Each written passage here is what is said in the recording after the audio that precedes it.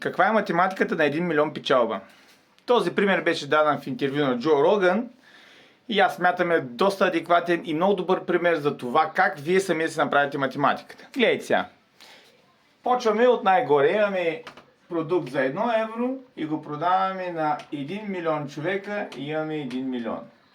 След това имате продукт за 10 евро, който го продавате на 100 000 човека и имате 1 милион.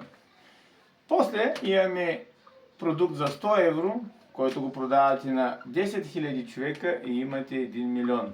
И така нататък. 1000 евро, 1000 човека, 1 милион. 10 000 евро, 100 човека, 1 милион.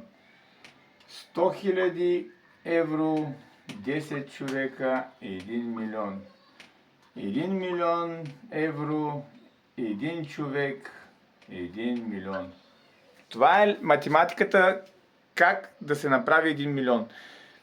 Вие просто трябва да създадете продукт, който златната среда е между 10 и 100. 10 и 100 ви е златната среда. Продукт, който струва между 10 и 100 и да го продадете на достатъчно хора, за да направите 1 милион. Това е. Чао, лег ден!